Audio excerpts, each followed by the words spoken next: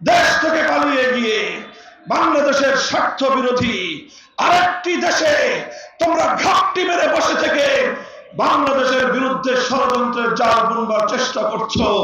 ইনশাআল্লাহ বাংলার মানুষ ঐক্যবদ্ধভাবে তোমাদের ষড়যন্ত্রকে নস্যাৎ করে দেবে।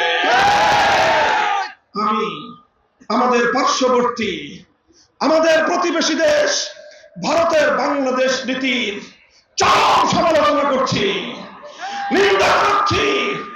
আপনারা 15টা বছর সম্পর্ক করেছেন আওয়ামী লীগের সাথে, সম্পর্ক করেছেন শেখ হাসিনার সাথে, আর শেখ হাসিনাকে সমর্থন করতে গিয়ে বাংলাদেশের মানুষের উপর আপনারা সীমাহীন অন্যায়, অবিচার, জুলুম করেছেন।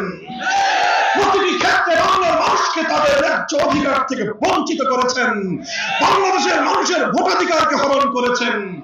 আন্তর্জাতিক বিশ্বে বাংলাদেশের মানুষ যেন তাদের ন্যায্য দাবি আদায় করতে না পারে, ভারত রাষ্ট্র তার পথে অন্তরায় হয়ে দাঁড়িয়েছে। এখন ভারতকে তার মাসুল গুনতে হবে। ইতিপূর্বে শ্রীলঙ্কা থেকে বিতাড়িত হয়েছেন, নেপাল থেকে বিতাড়িত হয়েছেন, এমনকি মালদ্বীপ থেকে আপনারা বঞ্চিত, বিতাড়িত, লাঞ্ছিত, লাঠি খেয়েছেন। সর্বশেষ ছিল হারানো ধন, হারানো মানিক বাংলাদেশ।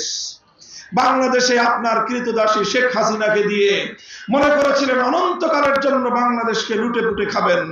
এই কৃতদাসীকে বাংলার মানুষ তার মনিবের ঘরে পাঠিয়ে দিয়েছে।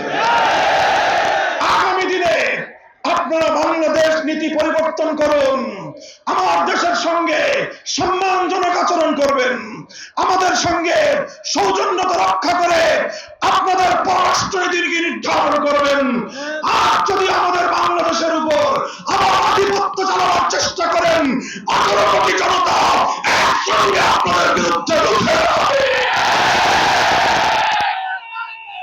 অন্তর্বর্তীকালীন সরকারকে ধন্যবাদ জানাই।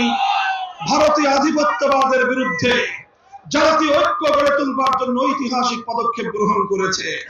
সকল ধর্মমত, হিন্দু, বৌদ্ধ, খ্রিস্টান, মুসলমান, সব ধর্মের ধর্মীয় গুরুদেরকে নিয়ে ঐক্য গড়ে তুলেছেন। সকল রাজনৈতিক দলগুলোকে ডেকে ঐক্যবদ্ধ করেছেন। বাংলাদেশের প্রশ্নে আমরা দেখিয়ে দিয়েছি আমাদের মধ্যকার রাজনৈতিক বিরোধ থাকতে পারে, দেশপ্রেমের প্রশ্নে আমরা অভিন্ন এবং ঐক্যবদ্ধ।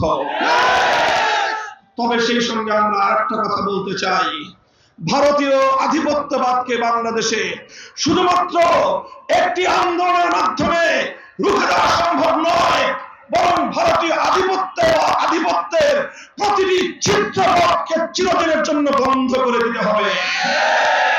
বাংলাদেশে ভারতীয় আধিপত্যবাদের বিরুদ্ধে যে সকল প্রতিরোধ ব্যূহগুলো রয়েছে সেগুলোকে শক্তিশালী করতে হবে, পুনর্নির্মাণ করতে হবে। সংবিধানে বিসমিল্লাহির রহমানির রহিম অন্তর্ভুক্ত রয়েছে। খবরদার এই বিসমিল্লাহর দিকে কেউ যেন রক্তচক্ষু দিয়ে তাকাবার চেষ্টা না করে। সংবিধানে, বাংলাদেশের সংবিধানে আল্লাহর উপর অবিচল আস্থা এবং বিশ্বাসের যে কথা ছিল সেটাকে আবার অন্তর্ভুক্ত করতে হবে। বাংলাদেশে রাষ্ট্র ধর্ম ইসলাম রয়েছে।